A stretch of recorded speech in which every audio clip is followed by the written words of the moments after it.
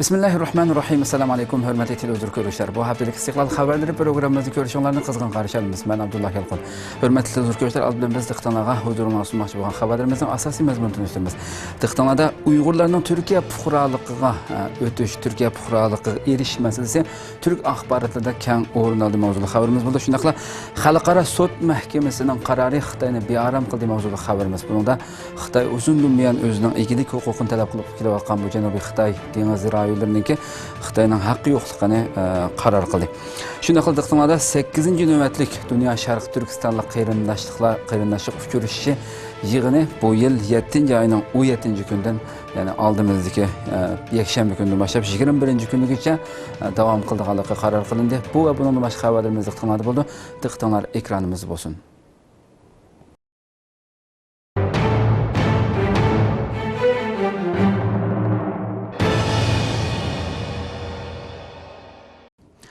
İstanbul'daki Uygurlar kollektif hetlik faaliyet ötküzdü.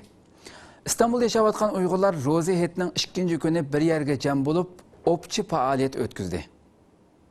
Mübarek Ramazan hetning 2. günü yani 6. iyul çarşamba tushdan keyin Sharq Turkiston Ma'rif va hamkorlik jamiyatining o'rinlashtirishi bilan İstanbul'daki Uygurlar bir yerge cem bulup hetlik faaliyet ötküzdü.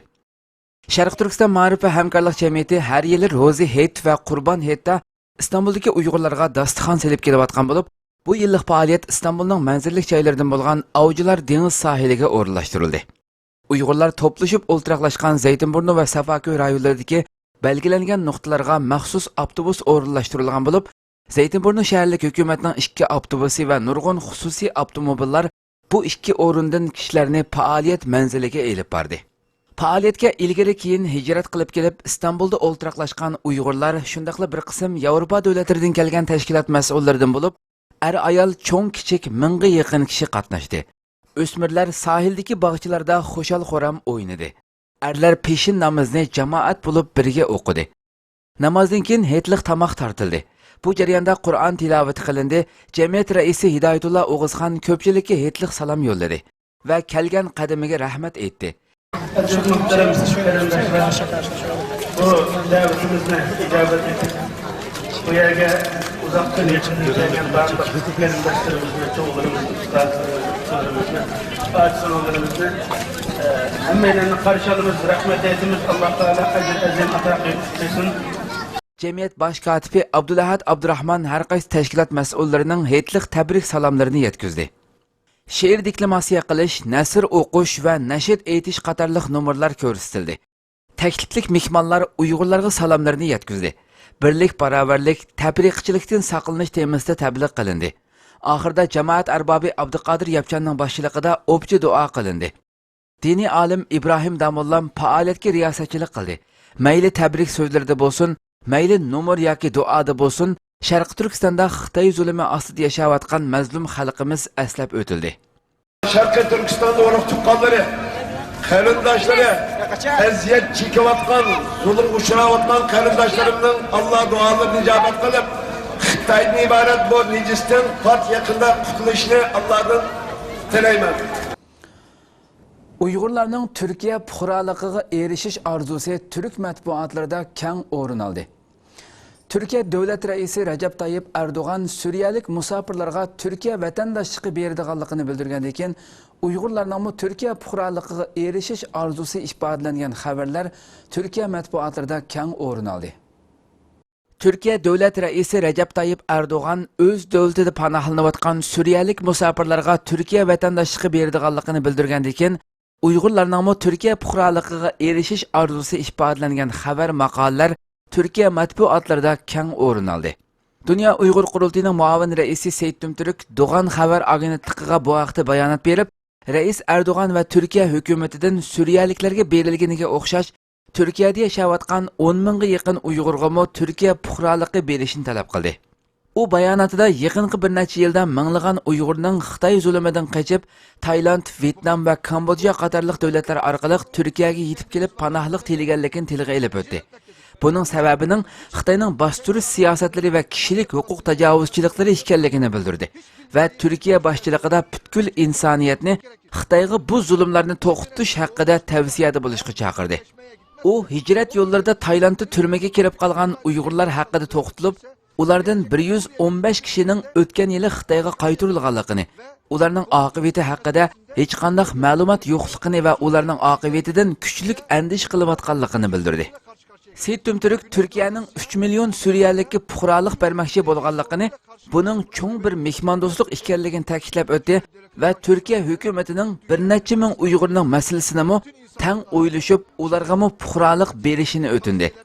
Shuning bilan birga Change.org namli to'rida Sharq Turkistonliklarga mu Suriyeliklarga o'xshash Türkiye puhralıqı berilsin degan temada imzo to'plash faoliyati boshlandi. Bugün Sayın Cumhurbaşkanımız 3 milyon Suriyeli kardeşimize vatandaşlık vereceğini söylüyor. Allah razı olsun. Bu büyük bir misafirperverliktir, muhacire ensarlıktır. Ama 2-3 bin, 3-5 bin Doğu Türkistanlı kardeşimizin unutulmamasını kendi himayelerinde, Sayın Cumhurbaşkanımızın himayesinde gelen bu Doğu Türkistanlı kardeşlerimizle Suriyeli kardeşlerimizin çerçevesinde, statüsünde ele alarak bunlara da sahip çıkılmasını biz kendilerinden istirham ediyoruz. Amerika ve Yaponiya qarshi aldı, Xitoy ve Tayvan qarshi chiqdi. Gollandiyada turishliq Lahay Xalqaro sud mahkamasi Filippinning Janubiy Xitoy dengizi egilik huquq talash tartishi masalasida Xitoy ustidan sungan delosiga hukm chiqarib, Xitoyning bu rayonga egilik huquq talab qildigan haqqi yo'qligini e'lon qildi. Xalqaro kesim sudi Filippinning Janubiy Xitoy dengizi egilik huquq talash tartishi masalasida Xitoy ustidan sungan delosiga hukm chiqarib, Xitoyning bu rayonga egilik huquq talab qildigan tarixiy dalili yo'qligini e'lon qilgandan keyin Filippin, Yaponiya va Amerika bu hukmni qarshi olganligini bildirdi va har qaysi taraflarni buningga rioya qilishga chaqirdi. Xitoy va Tayvan bo'lsa sud hukmiga qarshi turdi. Filippin tashqi ishlar ministri poytaxt Manilada ifoda bildirib, Janubiy Xitoy dengizi kesim delosining hukmiga hurmat qilganligini bildirdi va har qaysi taraflarni o'zini tutib olishga chaqirdi. Yaponiya tashqi ishlar vaziri bu vaqtda kesimning qonuniy kuchga ega ekanligini va ikkala tarafning buningga rioya qilishi kerakligini bildirdi. Amerika tashqi ishlar ministrligi so'zchisi mo ifoda bildirib, Xitoyning sud hukmiga rioya qilishi kerakligini va butun dunyoning bu masalada Xitoyni ko'zlayotganligini bildirdi. It's the world's expectation. You know, it's not just the United States. The world is watching now to see what these claimants will do. The world is watching to see. Tayvan Prezident Mahkamasi 12-iyul seshanba kuni bayonot e'lon qilib, Lahay Xalqaro sud mahkamasining Janubiy Xitoy dengizi egilik huquq masalasi haqidagi qarorini qabul qilmaydiganligini, buning Tayvanga qarata qonuniy cheklash kuchi yo'qligini bildirdi. Xalqaro sudning o'zini bu deloga qatnashishga taklif qilmaganligini va hech qanday fikrini olmaganligini ta'kidladi. Xitoy davlat raisi Xi Jinping Beijingda Yevropa ittifoqi amaldorlari bilan ko'rishayotganda bu ishga ifoda bildirdi. Xitoy taratqullarining xabar qilishicha, u Xitoyning Janubiy Xitoy dengizidagi egilik huquqi va dengiz okean manfaati har qanday ahvolda sud hukmining ta'siriga uchirmaydiganligini aytgan. Xitoy butkul Janubiy Xitoy dengizining 90%ga egilik huquq talab qilgan bo'lib, bu atrofdagi davlatlarning kuchlik noroziligini qo'zg'ab keldi. Filippin 2013-yili xalqaro kesim sudini Janubiy Xitoy dengizi egilik huquq masalasida hukm chiqarishga taklif qilgan, lekin Xitoy buni qabul qilmagan. Xalqaro sud mahkamasi 12-iyul seshanba kuni Janubiy Xitoy dengizi delosiga hukm chiqardi. Hukmnomada Xitoyning Janubiy Xitoy dengizida 9 kesik ichida egilik huquq talab qiladigan tarixiy asosi yo'q deb ko'rsatdi. Xitoy Janubiy Xitoy dengizidagi 3 million 500 ming kvadrat kilometrlik dengiz tavalligini 9 tal o'zuk siziq orqali o'zining davlat chegarasi ichiga kirgizib olgan. Bu doira Janubiy Xitoy dengizi umumiy ko'lamining 90%ni egallaydi. Sizlar ko'rayotgan bu rasmdagi qizil siziqlar Xitoy egilik huquq da'vo qilgan dengiz tavalligini ko'rsatadi. Ko'k siziqlar bo'lsa BDT dengiz okean ahdnomasida belgilangan har qaysi davlatlarning iqtisodiy rayoni, chekit qo'yilgani talash tortishliq orollardir. Tajovuzchi Xitoy sud hukmi e'lon qilingandan keyin texmo haddidan eshib, Janubiy Xitoy dengizida ushuqlik qilib egilik huquq talab qilayotgan rayonlarni o'z havo mudofaa sohasiga olganligini jakarladi. Kelgusida Xitoyning Amerika va rayondagi davlatlar bilan bo'lgan tirkishishining jiddiy kuchaydiganligi mo'ljallanmoqda. Dunyo Uyg'ur qurultiyining yangi bir navbatlik rahbarlari saylab chiqildi. Fransiya poytaxti Parijda chaqirilgan Dünya Uyg'ur qurultiyining 5-navbatlik vakillar qurultiyida Dünya Uyg'ur qurultiyining yangi bir navbatlik rahbarlari saylab chiqildi. Rabia Qadir xonim yana raislikka saylandi. Dünya Uyg'ur qurultiyining 5-navbatlik vakillar qurultiyi 11-iyul dushanba tushdan burun soat 10 da Dünya Uyg'ur qurultiyi raisi Rabia Qadir xonimning ochilish nutqi bilan rasmiy boshlandi. Egilishicha bu navbatlik qurultayga Amerika, Kanada, Yaponiya, Yevropa allari, Türkiye ve O'rta Osiyo Cumhuriyatlaridan kelgan 130 necha vakil ishtirok qilgan bo'lib, qurultayga yana bir qism xalqaro kishilik huquq tashkilotlarining vakillari, mutaxassislar va kuzatuvchilar qatnashgan. 13-iyulgacha 3 kun davomlashgan qurultay jarayonida barliq vakillarning qatnashishi bilan saylam o'tkazildi va Dünya Uyg'ur qurultiyining xizmatlari ham Uyg'urlarning navbatdagi vaziyatiga oid bir qator masalalar muhokama qilindi. Yig'inning 2-kuni, ya'ni 13-iyul saylam o'tkazildi va Rabia Qadir xonim yana qurultay raisligiga saylandi. Saylam natijasidan keyin Rabia Qadir xonim nutq so'zildi. U nutqida o'zining bundan keyin Dünya Uyg'ur qurultiyining cho'ng siyosatlarini belgilash qatorliq prinsipallik masalalarga bevosita ishtirok qilishga ahamiyat beradiganligini, boshqa ma'muriy xizmatlarni yangidan saylanadigan muavin raislar va bo'lim mas'ullarining bevosita qildiganligini ta'kidladi. Shuning bilan birga Dünya Uyg'ur qurultiyining nomida har qaysi joylarga o'z vakilini turg'izish orzusini ifodaladi. Ko'pchilik Rabia xonimning bu orzusiga hurmat qildiganligini bildirdi. Saylamda yana qurultayning muavin raislari, bosh kotibi, muavin bosh kotiblari, har qaysi bo'limlarning mas'ullari saylab chiqildi. Bu qatimli qurultayda Dünya Uyg'ur qurultiyining organlarida ba'zi o'zgarishlar bo'lgan bo'lib, ijroiya komiteti amaldan qoldirilib, o'rniga kotibotlik organi ta'sis qilindi va burunqi ijroiya komiteti raisi Dulqun esa qurultayning bosh kotibligiga tayinlandi.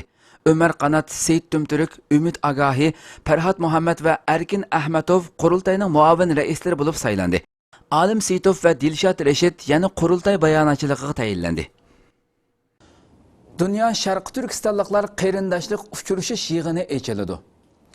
8-navbatlik Dünya Sharq Turkistonliklar qarindoshlik uchrashish yig'ini 2016-yili 7-oyning 17-kunidan 21-kunigacha Istanbuldagi bir mehmonxonada ochiladi. Her yili yoz oylarida bir qatim o'tkazilib kelayotgan Dünya Sharq Turkistonliklar qarindoshlik uchrashish yig'ini bu yil 8-navbatligiga qadam qo'ydi. Yillardan buyon bu faoliyatni uyushtirib, sohibxonlik qilib kelayotgan Sharq Turkiston ma'rif va hamkorlik jamiyati kengash yig'ini ochib, bu yillik qarindoshlar uchrashishining ochilish vaqti va boshqa munosabatlik ahvollarni muzokara qilib chiqdi va bir qism qarorlarni oldi. Sharq Turkiston ma'rif va hamkorlik jamiyatining markaziga chaqirilgan kengash yig'inida bu qatimqi yig'inning tayyorlik xizmatlari, yig'inda o'ttirib qo'yilgan temalar, qatnashuvchilar, so'z qilguvchilar, muzokara qilinadigan asosiy mazmunlar va a'zolarning xizmat taqsimoti to'g'risida muzokara qilindi va yig'inga aloqador bir turkum qarorlar e'landi. Egilishimizcha yig'inda 8-navbatlik Dünya Sharq Turkistonliklar qarindoshlik uchrashish yig'inini 2016-yili 7-oyning 17-kunidan 21-kunigacha Istanbuldagi bir mehmonxonada ochish qaror qilingan. Yig'in tartibi bo'lsa 17-iyul yakshanba tushdan burun Istanbul Zaytinburnu Kültür va san'at markazida ochilish marosimi o'tkazildi. Va shu kuni tushdan keyin dunyoning har qaysi joylaridan kelgan vakillar va Turkiyadan qatnashadiganligi oldidan belgilangan kishilar Istanbulning sirtidagi bir mehmonxonaga harakat qildi va qolgan 4 kunlik faoliyatni u yerda davom qildi.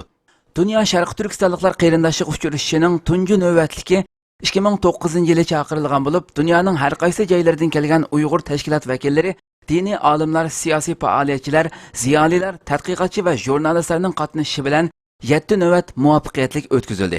Birinchi kundagi marosimga Sharq Turkiston ma'rif va hamkorlik jamiyatining rahbarlari, barliq sho'ba bo'limlarining mas'ullari va a'zolari qatnashdi.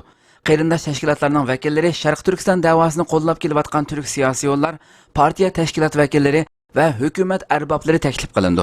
Marosimda shaxslarning nutqlaridan boshqa yana maxsus ko'rgazmalar ochildi. Faoliyat tushdan burun soat 11 da boshlanib, soat 14:30 da oxirlashadi. Ma'rif jamiyati Istanbulda yashayotgan barliq yurtdosh va qarindoshlarning ochilish marosimiga qadam tashrif qilishini qizg'in qarshi oldiganligini bildirdi. Xitoyning sharqida 49 million kishi kalkun ofatiga uchradi. Xitoyda 49 milliondan ortiq kishi Changjiang daryosi vodisida yuz bergan kalkun ofatining ta'siriga uchragan. Ofat sababli 222 kishi o'lgan va yo'qolib ketgan.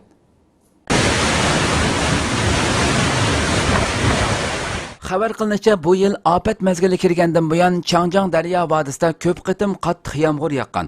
Hozirgacha 49 milliondan ortiq kishi ofatga uchragan, 222 kishi o'lgan va yo'qolib ketgan.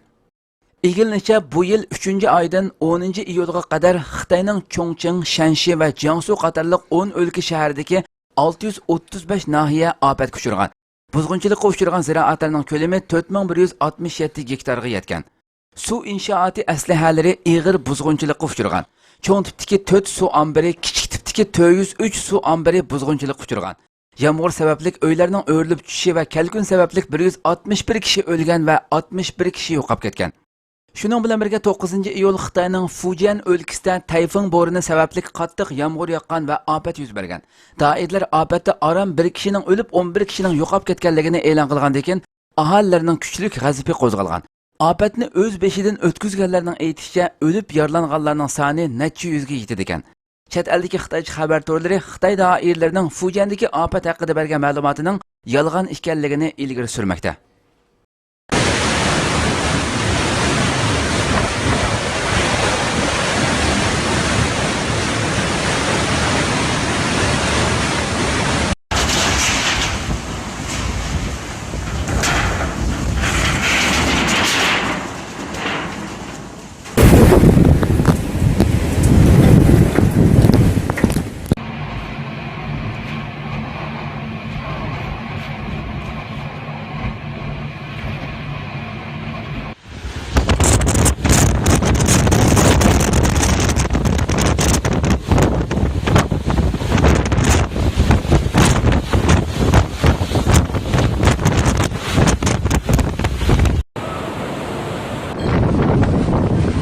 怎么不飞起来？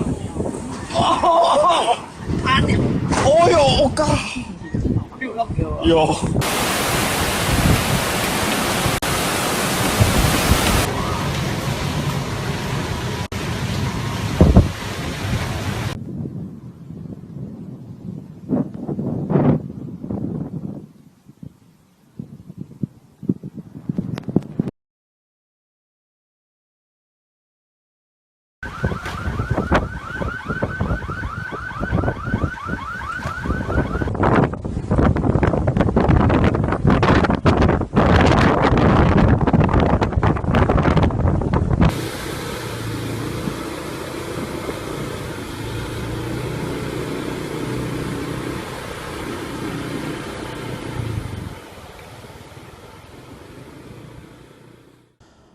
Otuz ming kishi 5-chi emgak kuchi hisobida majburiy tarbiyalangan.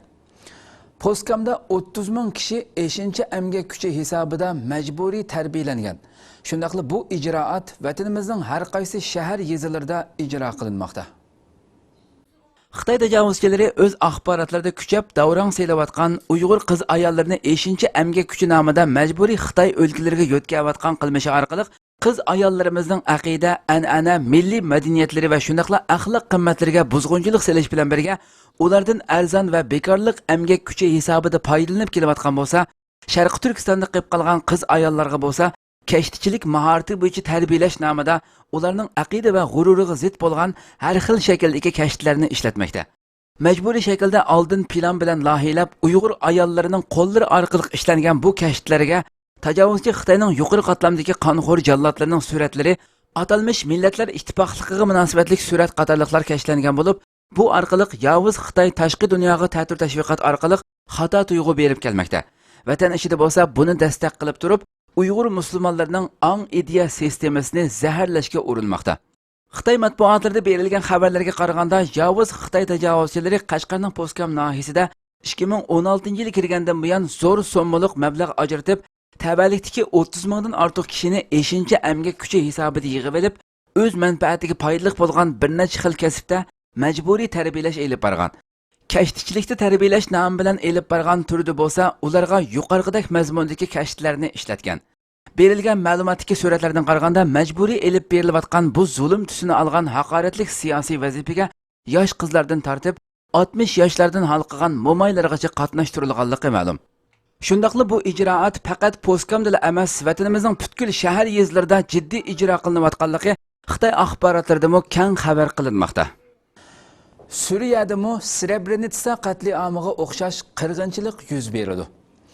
Cumhur Reislik Sarayı bayanatçısı İbrahim Kalın, xalqaro jamiyat hushyor bo'lmasa Suriyadimi Srebrenica qatliamiga o'xshash davomli qirg'inchilik yuz beradiganligi to'g'riliq ogohlantirishdi bo'ldi. Türkiye Ovozi radiosi xabarda bildirilishicha, Türkiye Cumhur Reislik Sarayı bayanatçısı İbrahim Kalın, Daily Sabah gazetida e'lon qilingan Srebrenica'dan Suriyagacha yakunlanmagan tajriba saboqlar sarlavhalik maqolasida Bosniya Hersegovinaning sharqiy qismiga joylashgan Srebrenica'da Birlashgan Davlatlar Tashkilotining ko'z oldida irqiy qirg'inchilik yuz berganiga 21 yil bo'lganligini eskartdi.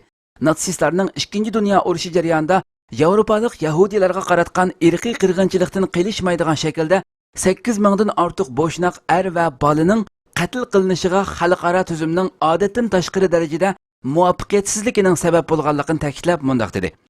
Ana shundoq bir insoniy tragediya urush 6-yiliga qadam qo'ygan Suriyada yuz bermoqda. Halbuki xalqaro tuzum bu tragediyaning Birlashgan Davlatlar Tashkiloti, Yevropa, Amerika Qo'shma Shtatlari va butkul dunyo jamoatchiligining ko'z oldida yuz berishiga yo'l qo'yibdi. 2. Dunyo urushidan tortib hozirgacha Yevropaning o'ttirisida yuz bergan eng cho'ng qatliam bo'lgan Srebrenica qatliami va yaqin tarixining eng vahshiy urushi hisoblanadigan tragediya xalqaro tuzumning Suriya krizisi, Srebrenica qatliami, urush, davlat terrori va insonlar duch kelayotgan dard alamlarga chora topolmasligidak muvaffaqiyatsizligining natijasidir. 1995-yili iyun oyida minglarcha ayol bo'shnoq jallati deb atalgan Ratko Mladic qo'mondonligidagi serb qismlar tarafidan erlardan ayrilib qoldi. Srebrenica qatliamidan va Bosniya Hersegovina urushidan tegishlik ochiq saboqlarni yakunlayolmadikmi? Shu kundan tortib hozirgacha yuz bergan to'qinishlar va qatliamlarga nazar tashlaganimizda bu savolga javob topishning nihoyatda qiyin ekanligini bilib olamiz. Insoniyatga qarshi vahshiylarcha jinoyatlarni sodir qilganlar adolatga topshirib berilishi kerakmi? Bu savolning javobini topishmi gumonliq albatta. Srebrenica qatliamidan yakunlashga tegishli bo'lgani aslida axloqiy va siyosiy jihatdagi saboqlardir. Bunda qo'rqinchli jinoyatlarning qayta yuz bermasligining oldini olishdir. Hurmatli televizor ko'ruvchilar, shuna qilib bu haftalik Istiqlol xabarlari programmamiz bu yerda oxirlashdi. Kelar qatimqi programmamiz ko'rishgacha sizlarni janobi Alloh topshiramiz. Shuna qilib program oxirida ekran orqasidagi barliq xizmatdoshlarimga ko'pdan ko'p rahmat aytaman. Assalomu alaykum va rahmatullohi taala va barakatuh.